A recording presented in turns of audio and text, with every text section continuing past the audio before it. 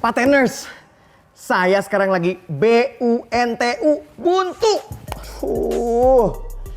Saya ini sudah ada produk untuk dijual, rasanya enak tapi saya buntu. Ngejualnya gimana? Bagaimana mempromosikannya? Harganya berapa? Aduh, saya nggak mau kalah sama produk-produk yang lain. Ditambah masa-masa pandemi seperti ini, kayaknya susah berjualan. Gimana Pateners? Ngerasa seperti itu? Kalau ngerasa seperti itu, Pateners berada di acara yang pas. Karena kita akan memberikan info-info bagaimana biar nggak BUNTU alias buntu.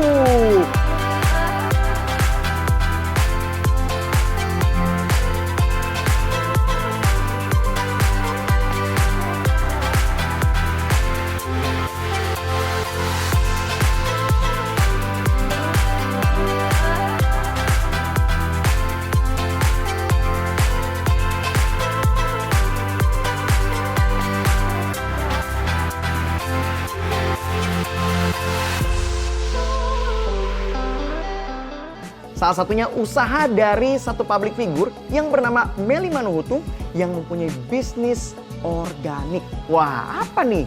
Sayur, ada tanaman, dan juga buah-buahan. Kita lihat yuk seperti apa. Biar nggak buntu, kita refresh dikit. Memiliki tubuh sehat merupakan dambaan semua orang. Begitupun yang diharapkan Melly Manuhutu. Merasakan khasiat dari makanan organik, membuat wanita ramah ini berpikir untuk menggeluti bisnis yang bertujuan agar semua orang dapat beralih ke makanan bebas bahan kimia. Aku awalnya sih 2004 ya, mulai berpikir gimana caranya ya biar organik itu bisa dikonsumsi oleh orang banyak. Kenapa? Karena sebelumnya aku mengkonsumsi sendiri, merasakan khasiatnya. Kebetulan pada 2004 itu terbatas kalau di supermarket. Akhirnya aku kan ada daun singkong, ada ubi segala macem. Wah, kayaknya lebih banyak nih produknya kan, dan lebih fresh pastinya, dan harganya pun harga masih dari kebun nih kan, gitu kan, nggak terlalu tinggi lah, belum masuk ke market gitu. Dan mereka suka banget, akhirnya aku udah mulai delivery. Nah, karena pengkonsumsinya ibu-ibu, nah dari mulut ke mulut nih ibu-ibu kan arisan segala macem.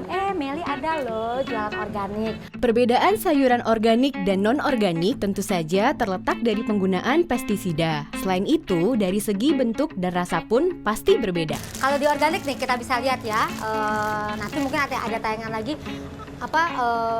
ini jadi bentuknya juga nggak proporsional gitu kan, kayaknya nggak banget gitu, pengen beli juga kayaknya bentuknya jelek gitu kan. Ini lagi agak masih bagus juga nih, agak kadang masih kayak kecil-kecil piot-piot. Ini karena sekarang kita udah mulai ada hujan ya, maksudnya hujannya udah mulai konsisten gitu kan di lahannya. Merasakan khasiat dari sayur organik setelah beberapa tahun silam, membuat ia berpikir untuk mencoba fokus dalam mengembangkan usaha sayur organik ini. Aku merasakan khasiatnya pada saat itu, aku bilang ke suamiku, kan aku udah nikah gitu kan 2001. Seru juga ya kalau orang merasakan khasiat apa yang kita udah rasakan ini. Ya udah, aku ada mencoba untuk ini gitu kan, mencoba organik ini. Dan pertama berpikir seperti itu. Kedua, aku pikir kan negara kita agraris. Nah, pasti harusnya bisnis ini bisa sepanjang seumur hidup lah gitu kan, sampai cucu kita gitu kan. Dan ketiga juga, aku pikir bisa membantu petani loh gitu kan di Indonesia gitu. Dengan perawatan yang memang sedikit sulit, menjadikan tanaman organik lebih mahal adalah salah satu kesulitan yang dijalani. Wortel, ini wortel sama aja kayak di luar. Beda loh. Kenapa saya bilang beda? Karena kalau yang organik ini kita tuh nggak cuman sayurannya aja organik, tapi juga lahannya mesti terbebas dari kontaminasi kimia. Jadi pupuk-pupuk kimia itu kita tidak gunakan sama sekali ya. Pateners, saat ini hobi yang paling booming adalah bersepeda. Wah, ini semua orang bersepeda. Yang tadinya cuman lari aja atau jalan kaki aja, sekarang semua orang bersepeda. Nah, ini ada satu usaha yang sangat kreatif dan mengambil momen di saat yang tepat. Ini ada satu UMKM, dia ini mengecat ulang atau mendesain ulang warna dan desain dari frame sepeda. Wah, contoh ya, misalnya hobi saya adalah makanan. Dia terima tuh di custom frame sepedanya, makanan-makanan. Wih, Misalnya Anda sukanya rock and roll, boleh mungkin dikasih api-api sedikit.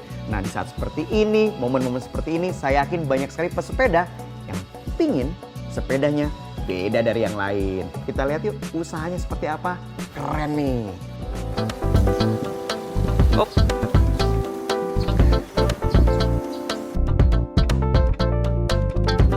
Dulu ide awal Painkiller Studio sebenarnya dari dorongan teman-teman. Jadi saya sehari-hari sebenarnya pekerjaannya sebagai digital marketing, digital agency, dan ada beberapa teman yang minta tolong untuk dibuatin desain sepedanya.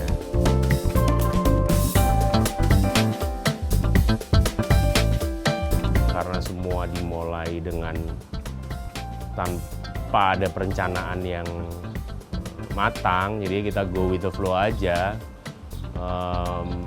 Ya harus ngasih kepengertian aja ke orang-orang bahwa emang ini kita kerjainnya hobi ya, jadi jangan terlalu menuntut yang gimana-gimana banget.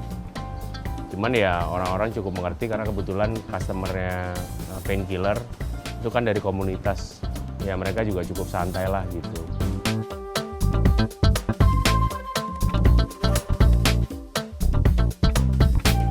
Jadi kadang ya kendala-kendalanya ya bukan kendala sih, timing itu relatif karena kita selalu ngelihat ini bukan cuma ngecat ya, jadi mesti jadi sebuah project gitu yang harus ada ceritanya.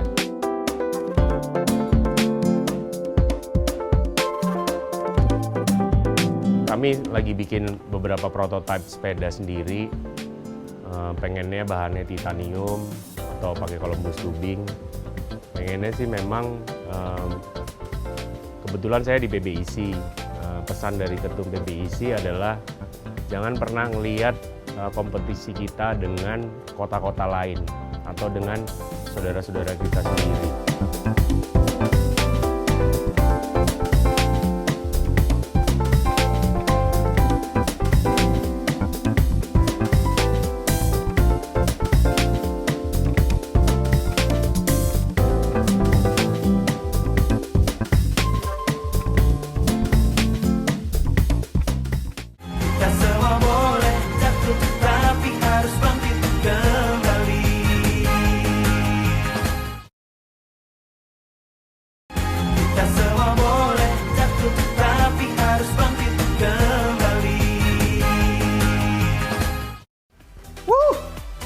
Lagunya enak banget nih Pateners.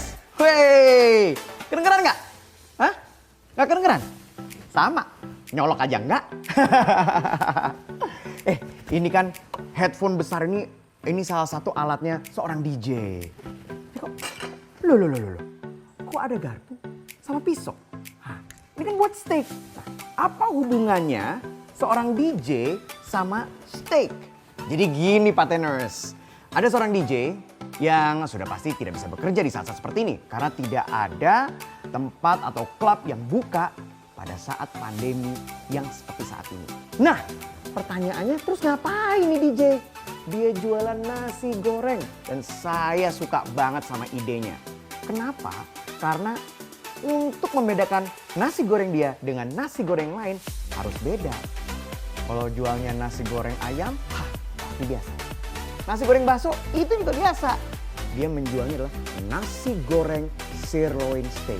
Namanya adalah Nasgero. Wah, namanya, produknya sudah membuat Anda ingin mencoba kan? Nah, sebelum coba kita lihat liputannya ya. Let's go. Alright, lagunya dong. Naikin lagi. Oh iya. Colok dulu. Perkenalkan, nama saya Gary atau bisa dipanggil juga Gero. Dulu kerjanya sebagai DJ di Bali di suatu restoran. Jadi awalnya Nasgero itu resep dari keluarga saya. Mungkin ibu saya yang bikin resep itu, terus habis itu saya kembangin, saya olah.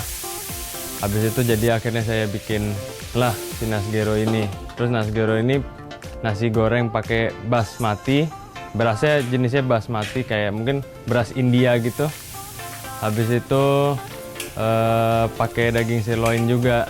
Kenapa daging sirloin dan basmati? Mungkin belum terlalu banyak ya daging nasi goreng pakai daging sirloin. Rata-rata pada umumnya kalau nggak pakai ayam atau pakai kambing kan, jarang orang pakai sirloin. Sedangkan banyak juga orang yang kurang suka kambing karena terlalu bau atau gimana. Jadi saya memberikan pilihan lain lah dengan menggunakan daging sirloin.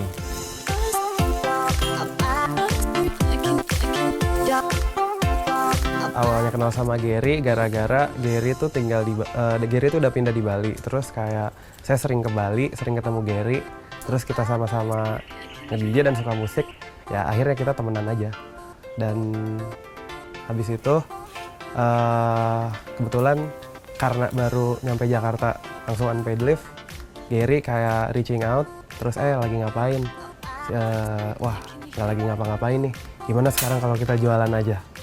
Singkat cerita seperti itu ya, akhirnya jualan aja deh. Dan sebelumnya juga emang udah lihat kayak Gary posting ini Nasgero di 2 kali jualan pertama, soalnya awalnya tuh kayak sistem pre-order gitu. Awalnya saya cuma komen-komen aja, wah kayaknya enak nih, sampai akhirnya Gary telepon kayak, Jo, gue jualan 2 kali sold out terus nih, gimana kalau misalnya kita jualan aja selama corona gini. Ya udah, let's go. Pesan-pesan buat teman-teman di rumah yang lagi berjuang melawan COVID, jangan merasa sendiri, reaching out your friends. Siapa tahu ketika kalian merasa sedih dan sendiri, teman kalian bisa bantu. Terus jangan takut untuk memulai, karena kalau optimis, insya Allah ada jalannya. Pateners, kalau tadi ada seorang DJ yang tidak bisa kerja pada saat pandemi seperti sekarang ini, ada juga nih EO atau event organizer. Tidak ada event saat ini karena tidak boleh ada acara apapun ya, bukan hanya di Indonesia tapi di seluruh dunia. Nah, akhirnya pemilik dari EO ini harus merubah bisnisnya. Yang dia lakukan adalah dia mencari tahu apa yang paling diminati saat ini. Sudah pasti hand sanitizer. Nah, tapi bagaimana membuat hand sanitizer yang beda dari yang lain? Karena kalau misalnya kita lihat online ataupun di supermarket, begitu banyak pateners yang namanya merek-merek hand sanitizer. Harus berbeda dong dari yang lain. Nah, dia menciptakan hand sanitizer yang dicampur dengan essential oil. Oh, ide yang sangat brilian. Nah, udah pasti tuh. EO tadinya buntu, sekarang jadi nggak buntu. Kita lihat yuk. Hanan itu dimulai dari kesenangan kami akan wewangian. Di satu titik kami pernah belajar tentang wewangian, bagaimana meracik wewangian di Bali. Waktu itu kita ada event di sana, dan di sela-sela kegiatan kami berkesempatan untuk mengikuti semacam workshop kecil di sana. Dari sanalah timbul semacam keinginan membagi. Saat itu masih kita ingin membagi hasil dari racikan-racikan kami. Ternyata tanggapan dari teman-teman cukup bagus, dan akhirnya kita kembangkanlah beberapa produk. Kita berawal dari 7 buah produk yang kita pasarkan sebagai aroma awal dari Hanan. Ada kebutuhan pada saat itu di sekolah anak yang membutuhkan sanitizer, dan pada saat itu di pasaran lagi sepi banget. Karena kita tahu gimana cara pembuatannya, dan juga kita punya produk fragrance yang juga bisa jadi keunikan dari sanitizer yang kita buat, kita coba bikin gitu. Tapi kita pada saat itu sekaligus kita juga seriusin, kita bikin dengan packaging dan desain yang bagus. Kami juga memproduksi penyegaran masker karena waktu kita pakai masker, karena mungkin tidak terbiasa, beberapa orang merasa pengap, beberapa orang merasa tidak nyaman gitu. Fadil berinisiatif untuk meneteskan beberapa tetes produk kami ke sana, dan ternyata kok it works. Dari sanalah kita mencari formula yang memang khusus diperuntukkan untuk penyegar masker. Cairan penyegar masker itu awalnya adalah kita pasti pada awal-awal pakai masker tuh sering merasa pengap dengan pakai masker sekian lama gitu. Lalu saya coba tetes dengan peppermint oil yang kita racik sendiri juga gitu. Setelah dicoba kok ternyata menarik juga ya ini kalau kita coba kembangkan jadi produk. Lalu kita bikin ramuannya yang kita sesuaikan dengan kondisi dan kebutuhan orang pada umumnya gitu. Setelah pandemi terpaksa kita dalam tanda kutip ya harus fokus ke media-media yang memungkinkan kita untuk melakukan promosi, yaitu media-media online atau media sosial media yang selama ini boleh kita bilang dikerjakan setengah-setengah. Jadi sekarang kita harus fokus ke sana dulu sementara ini. Bagi teman-teman yang baru mau memulai usaha, kita harus fokus dengan apa yang akan kita jalani. Pilih produk atau jasa atau bentuk usaha yang Anda sukai atau juga menjadi passion, karena itu akan sangat membantu kita untuk terus berinovasi. Kita semua boleh jatuh, tapi harus bangkit kembali.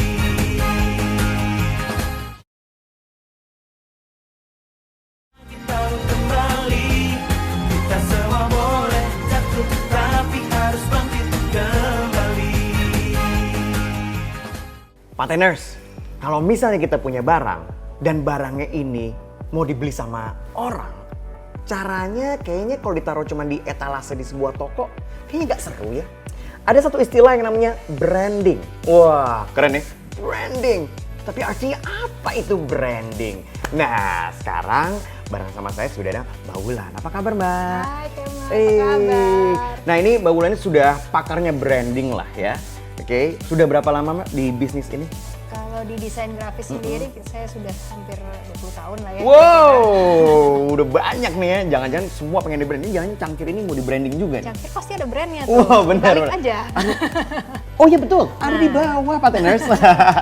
Oke, tapi sebelumnya saya pengen jelasin juga nih sama Pateners, apa itu yang namanya branding? Saya yakin banyak udah baca, udah pernah dengar, tapi apa sih sebetulnya branding itu? Emang agak bingung-bingung ya.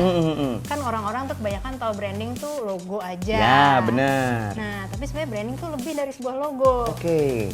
Karena branding itu adalah satu paket, sebuah cerita, kemudian strategi penjualan bagaimana, kemudian pemasaran. Nah, ini ibarat aja nih gampangnya. Oke. Wulan ini sebuah brand. Nah, orang mengenal Brand Wulan. Mm-mm. Oke, merek Wulan ya. Oke. Kenalnya kan mukanya ya. Yes, benar. Anggap aja itu logonya. Mhm. Nah, tapi selain kenal Wulan sebagai mukanya aja, orang tuh tahu, oh Wulan itu anak ketiga dari 4 bersaudara misalnya. Ada cerita di balik Wulan. Wulan itu keturunan Jawa.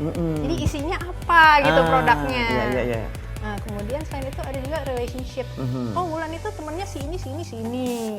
Oke. Kalau produk juga sama nih. Oh, kategori produk ini kira-kira minuman yang selevel dengan yang ini, yang ini. Kira-kira begitu. Jadi kita memposisikan produk kita tuh ada di mana melalui branding. Ya, jadi namanya tuh positioning sebuah brand. Oke, Mbak Ara, tapi saya mau mundur. Let's say 10 tahun, 20 tahun yang lalu. Ya, gimana sih caranya produk-produk itu bisa membrandingkan produknya? Kayak taruhlah oleh-oleh ya. Misalnya saya ke Padang, saya tuh udah tahu keripik singkong yang enak banget. Itu zaman dulu tuh gimana caranya branding? Kalau sekarang sosial media kan? Betul, Kalau dulu sosial media. gimana sih cara produk-produk bisa sukses membrandingkan produknya? Kayaknya kalau dulu masih konvensional media ya. Jadi masih koran, majalah, billboard, kadang-kadang masuk TV. Nah, tapi itu lumayan mahal ya. Bener. Kalau untuk UMKM mungkin agak susah gitu. Nah, untungnya sekarang kita ada sosial media itu. Nah, ini penting nih. Oke, Mbak Wulan, boleh nggak kita pura-puranya nih, saya punya cangkir. Oke, saya punya cangkir, belum ada mereknya. Ya. Cangkir Kemal. Oke, yang harus saya lakukan pertama apa nih Mbak Wulan? Oke. Bikin logo dulu kah atau apa? Nah, bisa banget bikin logo dulu. Oke. Tapi sebetulnya sebelum bikin logo, kita cari tahu dulu, kita riset. Oke. Siapa sih saingan kita? Nah, Itu penting. Soalnya kalau kita udah mau bikin logo atau bikin sebuah visual, kita tuh juga harus tahu saingan-saingan kita kira-kira visualnya seperti apa. Karena tadi posisi kita gitu. Oke. Jadi kalau kita mau jual keripik singkong, kita lihat dong saingan kita keripik singkongnya seperti apa, pelanggannya bagaimana. Gitu. Dan itu bisa membranding melalui mungkin packaging ya. Saya pengen yang transparan aja plastik, berarti kita adanya di kelas keripik singkong yang ini. Iya, Tapi betul. kalau misalnya packaging kita penuh dengan warna, full packagingnya udah kayak snack-snack yang dari pabrik besar, artinya kita ada di kelas yang satu lagi. Betul. Itu Gitu. bisa menjadi daya tarik sendiri. Nah, tadi kan kalau zaman dulu lewat koran, lewat TV. Nah, kalau sekarang gimana tuh nyeritain? Kalau misalnya si Kemal ini cangkirnya itu terbuat dari tanah dari Afrika misalnya. Iya. Bonus 1 sendok kecil gitu misalnya. Itu gimana kita nyeritainnya dan di mana? Oke, kalau sosial media tadi macam-macam ya.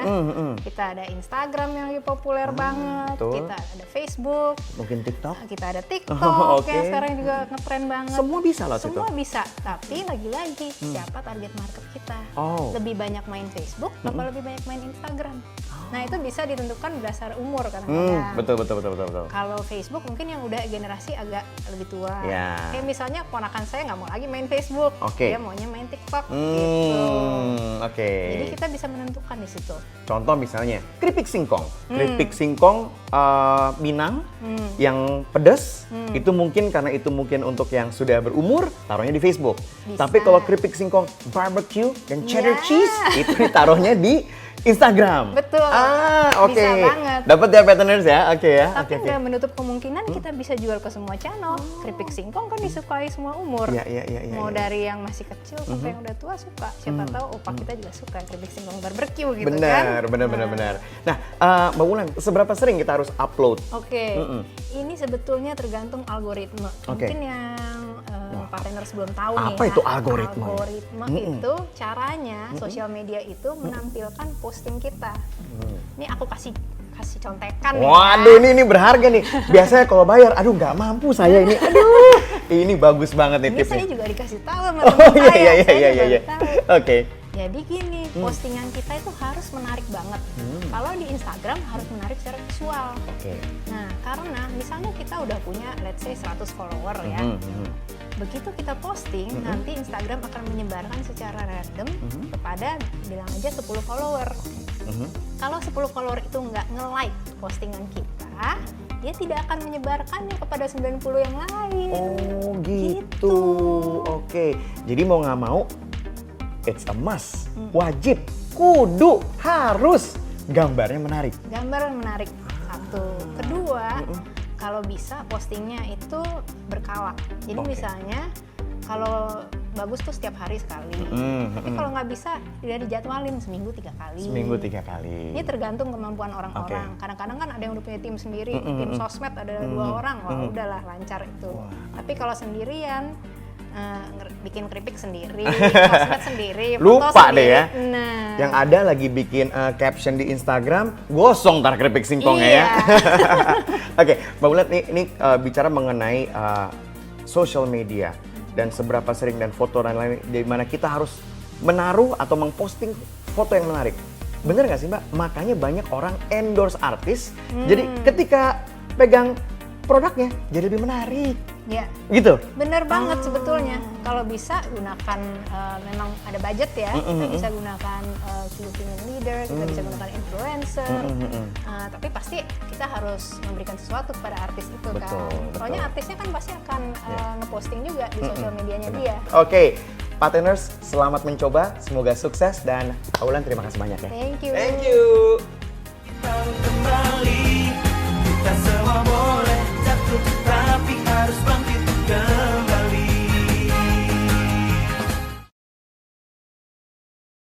Kita tahu kembali, kita semua boleh jatuh, tapi harus bangkit kembali.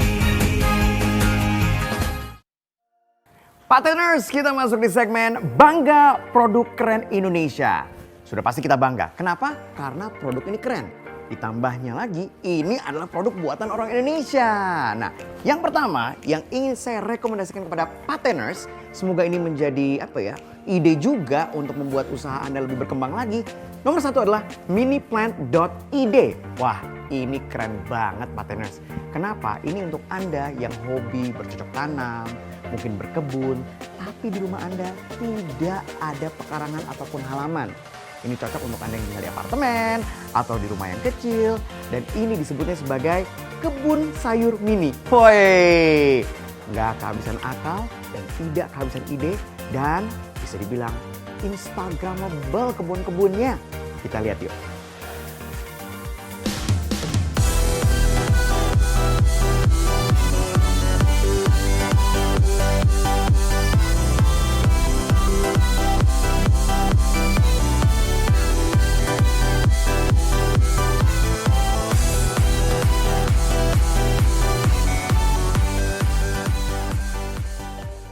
Produk selanjutnya, Pateners, adalah souvenir nikahan. Biasanya banyak sekali souvenir nikahan setelah kita dapat, kita nggak pergunakan atau kadang dibuang. Nah, ini sudah pasti disimpan karena bentuknya bagus, bentuknya lucu. Ini adalah pohon kaktus mini. Wah, udah pasti disimpan dong. Dari segede gini, ntar mudah-mudahan bisa segede gini. Kita lihat usahanya seperti apa dari greenbell.story.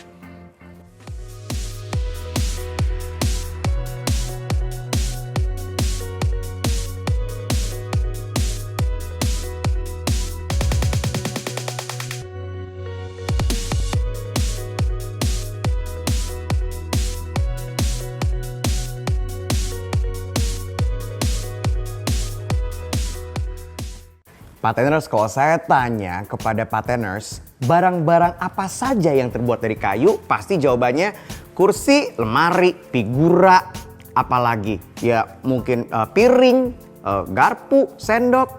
Tapi ini saya nemu jam tangan. Weh, jam tangan terbuat dari kayu. Wah, silahkan dicek, namanya Matoa_ID. Bagus-bagus loh. Bentuknya, udah gitu, wah warna-warnanya. Ngomong-ngomong, ini jamnya anti rayap juga nggak ya? Kita lihat yuk.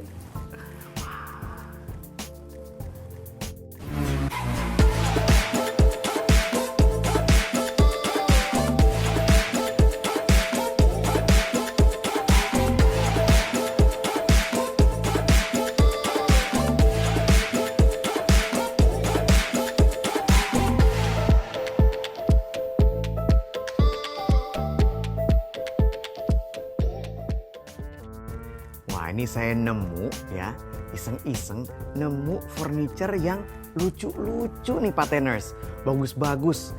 Jadi bisa dibilang kalau ditaruh di ruang tamu kita, di foto, kece. Atau bahasa anak muda sekarang, Instagramable. Tapi ini bisnisnya nggak cuma hanya membuat furniture dan menjualnya, tapi juga menyewakannya. Wah, bisa bilang orang datang ke rumah kita, kok tiap bulan ruang tamunya ganti-ganti? Wih, karena di rental. Ide yang sangat bagus sekali nih. Jadinya nggak bosen. Coba deh dilihat. Namanya adalah kayumanis_BDG. Bagus nih, keren.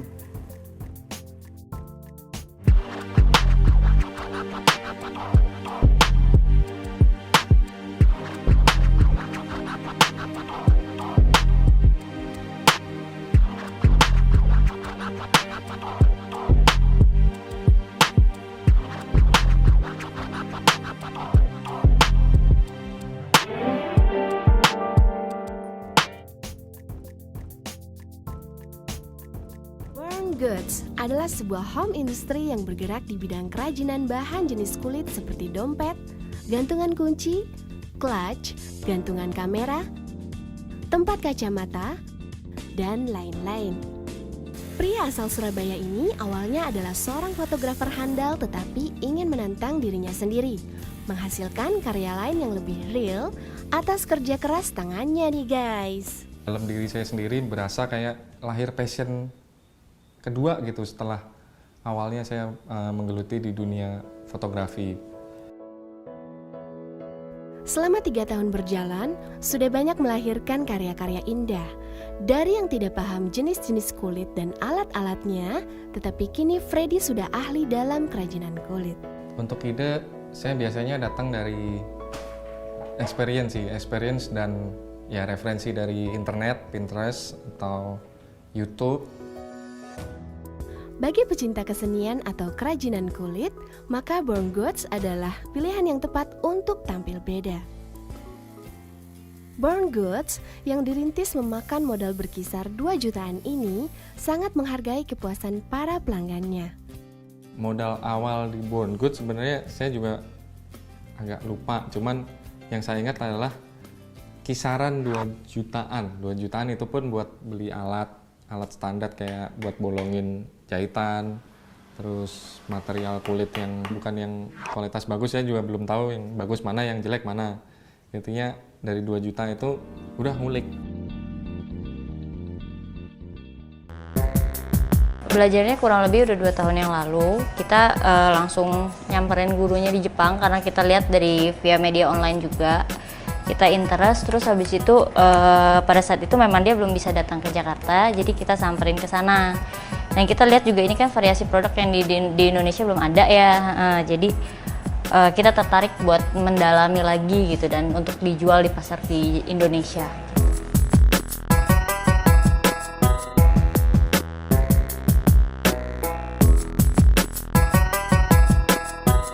Ada yang menjual produk yang sama juga sama kita yang kita pasarkan gitu. Kendalanya sih seperti itu. Cuman kadang-kadang juga ada kendala saat pengiriman atau saat bahan bakunya kita susah dapat gitu. Untuk rencana ke depan kita pasti bakal improve produk kita. Mungkin kita variasi bentuk yang lain. Untuk menambah varian untuk isi roti itu sendiri supaya customer lebih tertarik untuk membeli. Terus mungkin kita mau pasarin beberapa produk baru juga, masih dalam Cigiripan tapi untuk bentuk yang 3D dan yang lebih menarik bagi customer.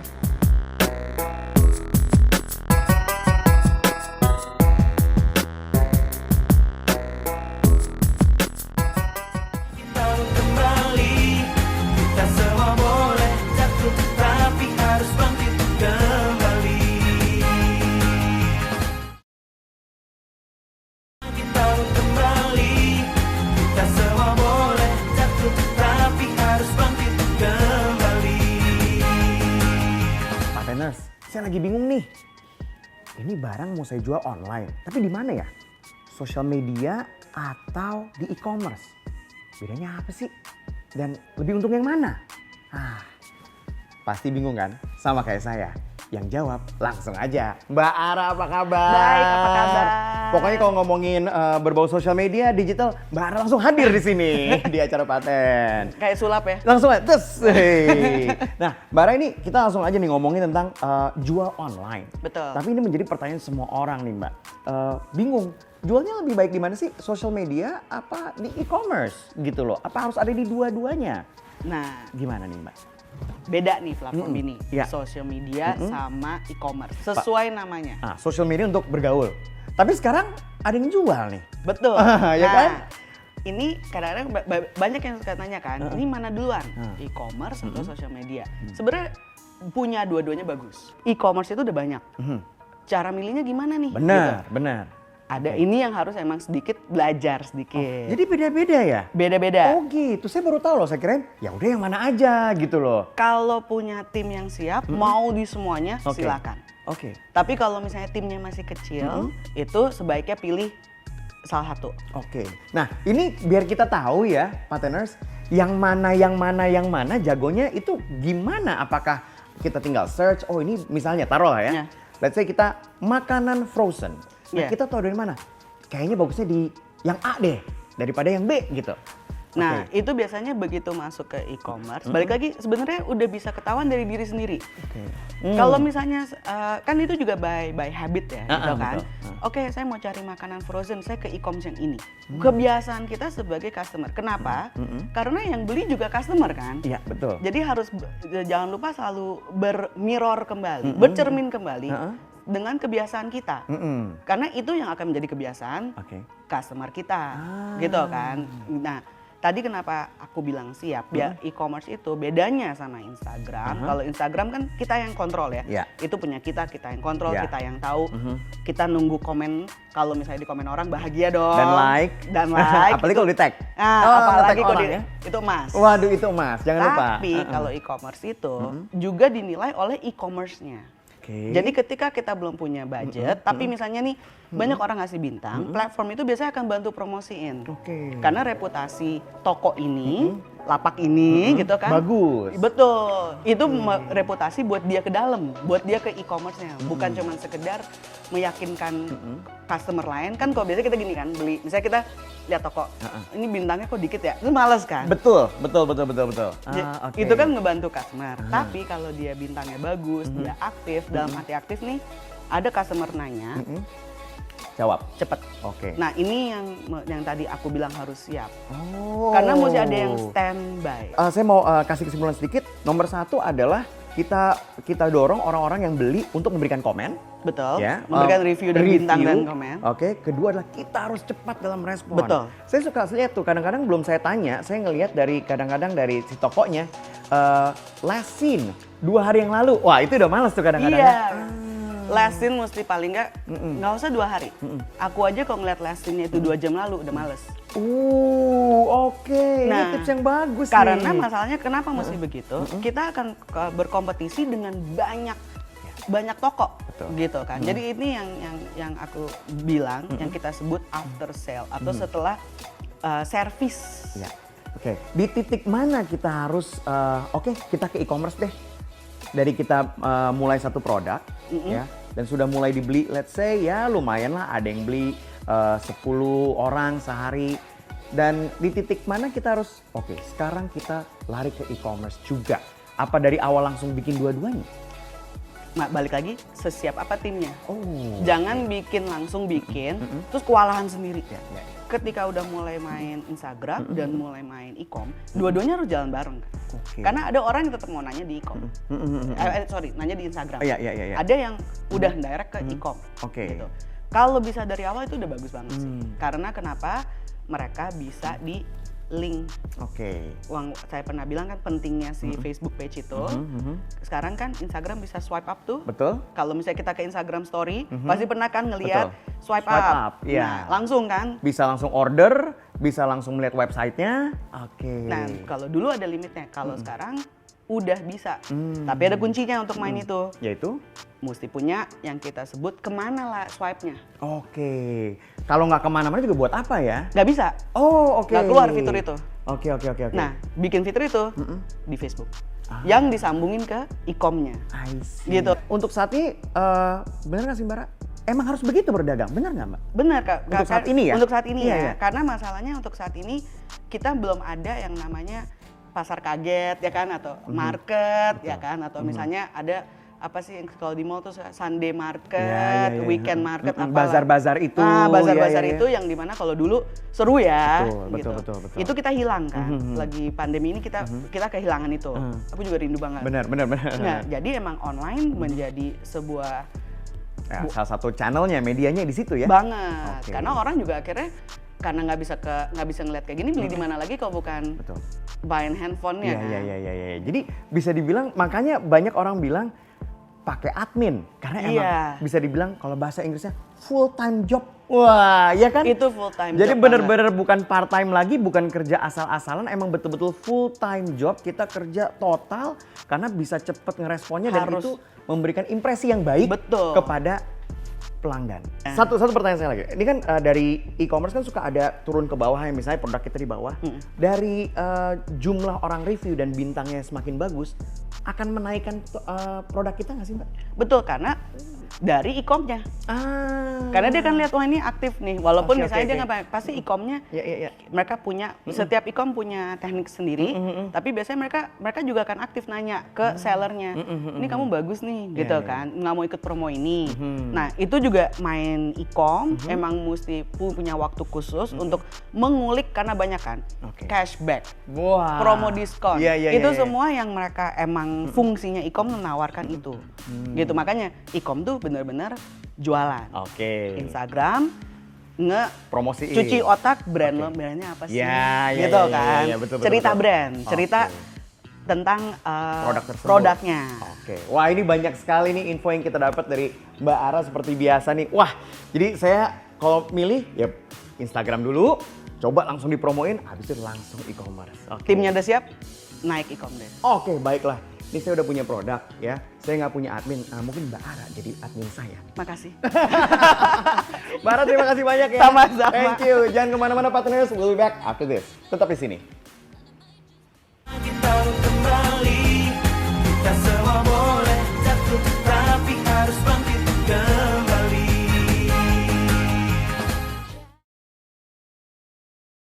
Kita kembali, kita semua boleh jatuh, tapi harus bangkit kembali.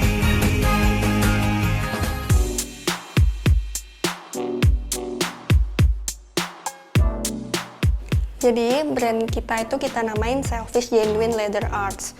Dari kata selfish sendiri itu sebenarnya bukan bermaksud untuk jadi selfish dalam tanda kutip egois ya, tapi sebenarnya dari nama saya sendiri Selfie. Yang kedua dari kata self itu sendiri yang artinya diri, bagian dari diri kita. Makanya kenapa semua produk kita ini rata-rata kan custom made sesuai dengan kepribadian customer itu sendiri gitu.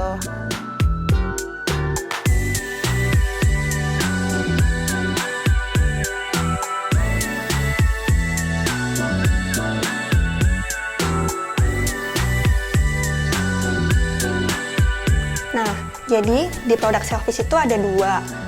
Yang pertama itu tekstur kayu, yang kedua bukan tekstur kayu tapi lukis. Jadi lukisnya itu bisa dari foto atau dari apa aja.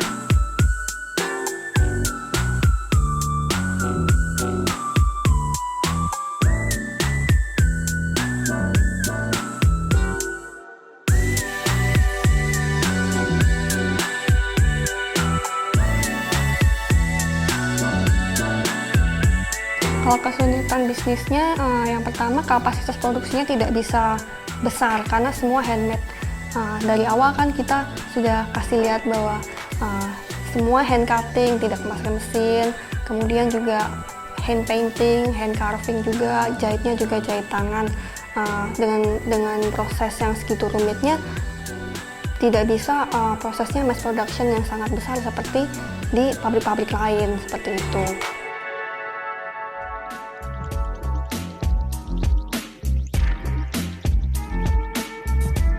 Pada mulanya saya membuka usaha Clockwork Studio ini ketika saya masih duduk di bangku kuliah di jurusan arsitektur. Nah, laser cut ini sendiri itu digunakan ketika saya kuliah itu digunakan untuk membantu para mahasiswa dengan tugas-tugas mereka.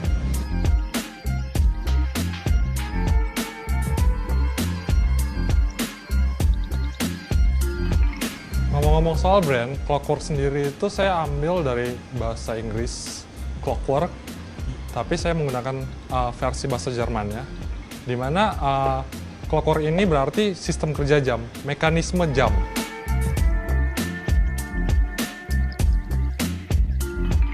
Yang terakhir itu inovasi. Nah, seiring berjalannya waktu pasti dunia akan meminta hal-hal yang berbeda. Gimana caranya kita bisa mengimbangi dengan hal-hal tersebut?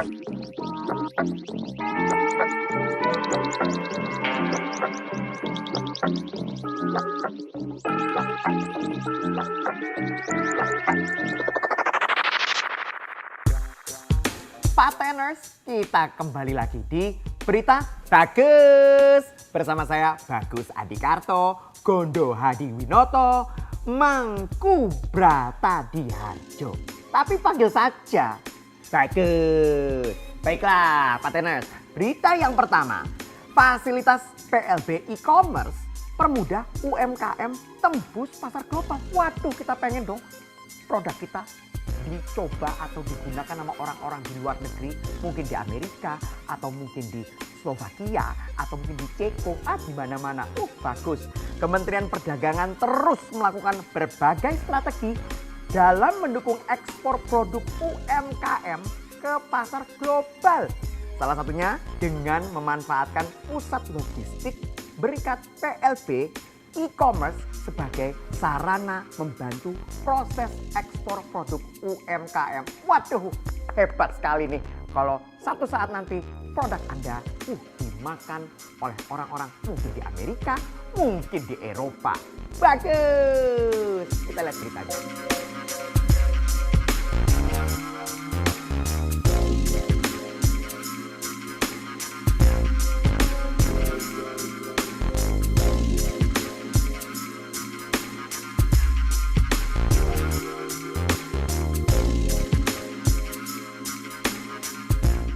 Berita berikutnya nih Pateners, Omnibus Law Cipta Kerja berikan 6 kemudahan bagi UMKM.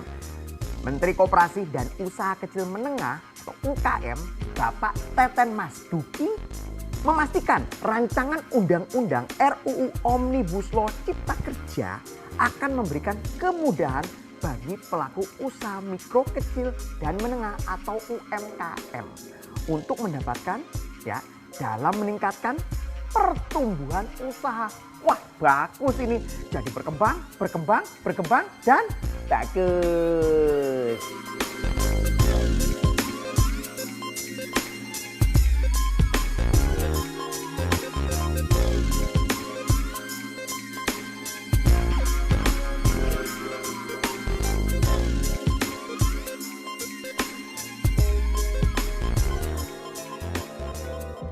Berita bagus selanjutnya. Nah, pemerintah bakal benahi tata niaga UMKM. Wah, ini bagus. Pemerintahan akan menghubungkan produk UMKM dengan pasar, ya. Misalnya, contoh nih ya, produk pertanian sudah harus terhubung dengan pasar sejak masa tanam. Wah, ini hebat. Jadi yang namanya silaturahmi, koneksi atau networking berjalan dengan baik, tidak sendiri-sendiri. Ini sungguh berita yang bagus.